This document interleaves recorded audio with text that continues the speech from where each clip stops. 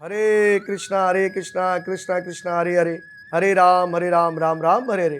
प्यारे मित्रों, मैं पंडित मुकेश कुमार मुक्ताकेश महाराज आपके सामने फिर हाजिर हो गया हूँ एक अच्छी कथा लेकर। और बड़ी सुंदर कथा है, कार्तिक मास की चल रही है हमारी। और इस दिन हम सब मिलकर जो है, आप जैसे सबको मालूम है कि गोवर्धन पूजा भी हम करते हैं और श्री गोवर्धन जी की पूजा करते हैं, भगवान श्री कृष्ण की पूजा करते हैं, गवालों को याद रखते हैं। तो ये भी बड़ी सुंदर कथा है भगवान श्री कृष्ण की बाल लीला की, जब भगवान ने तूने नक पर गिरवर उठाया और इंद्र का मान घटाया, अपरंपार प्रभु तेरी माया, तेरा अंत किसी ने नहीं पाया। जब किसी को अहंकार होता है, गर्व होता है कि मैं करने वाला हूँ, तो भगवान आते हैं, उसको अहंकार को ख़त्म भी करते हैं और उसके बल को भी ख़त्म करते हैं। इसलिए भगवान जो है ना धन से ना बल से, कृष्णा सिर्फ मिलते हैं प्रेम से। तो इसी प्रकार से भक्ति से भगवान मिलते हैं। तो यही भी कथा जो है श्रीमद् भागवत महापुराण की बड़ी सुंदर कथा है, और जिसके अंदर इंद्र का भगवान ने मान को भी घटाया था। तो ये भी कथा हम आपके सामने रखेंगे। और इस दिन अपने घर में जो है वो चावल का जो है वो पहाड़ बनाना चाहिए, जो प्रतीत करता है गोवर्धन को। और गोवर्धन का जो पहाड़ वो बड़ा ज़बरदस्त, बहुत बड़ा पहाड़ है। गिरी गोवर्धन जी की परिक्रमा लोग करते हैं और बड़ी कोस की ये परिक्रमा है। तो वहाँ कर कर वो भगवान कृष्ण का जो है प्रेम और स्नेह को प्राप्त करते हैं और राधा राधा बोलकर जो है श्री गोवर्धन जी की परिक्रमा करते हैं। तो गोवर्धन पूजा,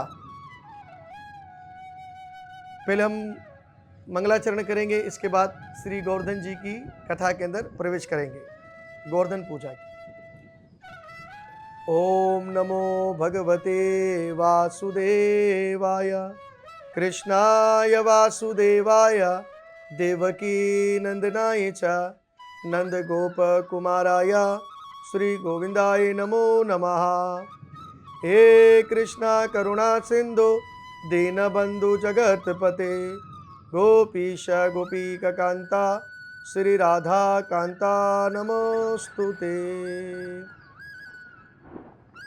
तप्त कंचनम गौरंगे राधे वृंदावनेश्वरी, वृषभानुसुते देवी प्रणमामि हरि प्रिया।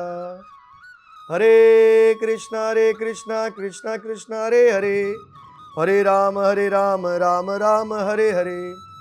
गोविंद जय जय गोपाल जय जय, राधा रमण हरि गोविंद जय जय। नंदलाल जय जय, दामोदर जय जय, कृष्णा जय जय, गोविंद जय जय। आइए हम कथा में प्रवेश करते हैं। कार्तिक शुक्ल प्रतिपादा को नंदकोट उत्सव यानी कि श्री गोवर्धन का महोत्सव बनाया जाता है। इस दिन तमाम भक्तजन श्री गोवर्धन पूजा इत्यादि करते हैं और इस दिन गोबर का लेप कर कर और श्री गोवर्धन जी की पूजा करते हैं और गऊ को और बछड़ों को याद करते हैं। श्री कृष्णा के समय गाय को रखते हैं और भगवान कृष्णा का पूजन करते हैं। तो उसी प्रकार से तमाम मंदिरों के अंदर ये उत्सव मनाया जाता है, आज श्री गोवर्धन जी का और गोवर्धन महोत्सव। और वहाँ पर ज़्यादातर वैष्णव लोग, भगत लोग इस महोत्सव को बनाते हैं और फिर भगवान को 56 प्रकार का भोग लगाया जाता है, अलग अलग प्रकार का भोग लगाया जाता है, जिससे भगवान कृष्ण प्रसन्न होते हैं। गोवर्धन एक दिन भगवान कृष्ण ने नंद बाबा से कहा कि हमारे गांव में ये तरह तरह के पकवान क्यों बनाए जा रहे हैं। एक समय की बात थी कि नंद गांव के अंदर, पूरे वृक्ष के अंदर जो है अलग अलग प्रकार के व्यंजन बनाए जा रहे थे और पूरे गांव के अंदर अलग अलग प्रकार के। तो भगवान कृष्ण ने अपने पिता से प्रश्न पूछा कि हे पिताश्री, ये व्यंजन किसके लिए बनाए जा रहे हैं, अलग अलग प्रकार के पकवान।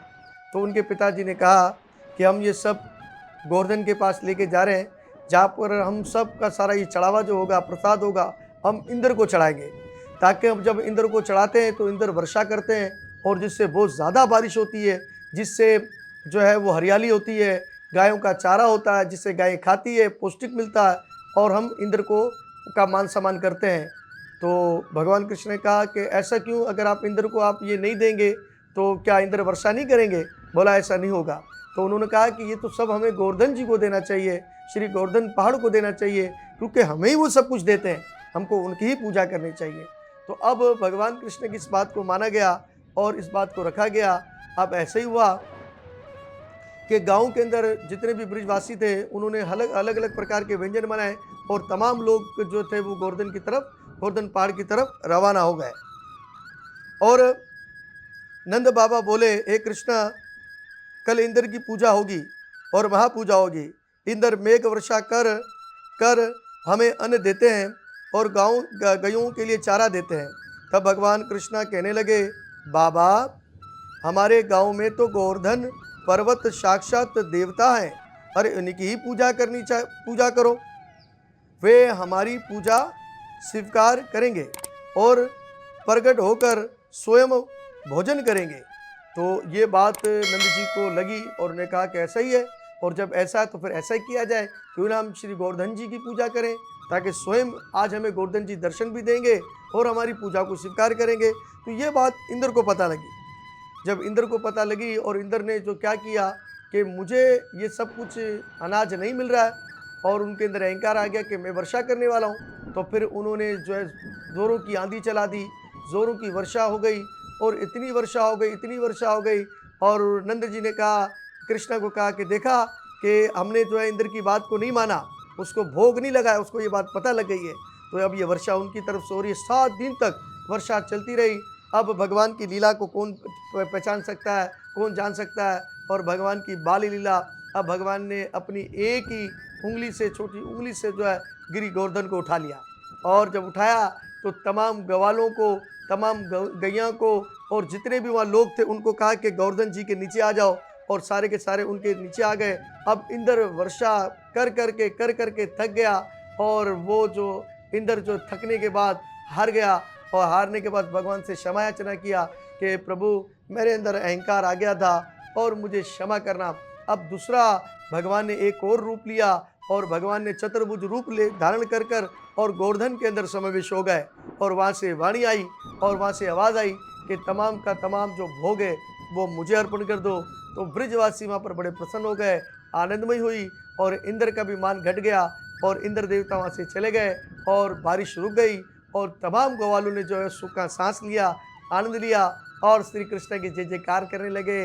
बोलो श्री कृष्ण कन्हैया लाल की जय, श्री कृष्ण कन्हैया लाल की जय। और जब से अब तक जो है वो गोवर्धन पूजा का आरंभ हो गया, और पूरे विश्व के अंदर जो है वो गोवर्धन पूजा बनाई जाती है। तो उसी प्रकार से आप भी अपने घरों के अंदर श्री गोवर्धन जी की पूजा कीजिए और भगवान कृष्ण की पूजा करें।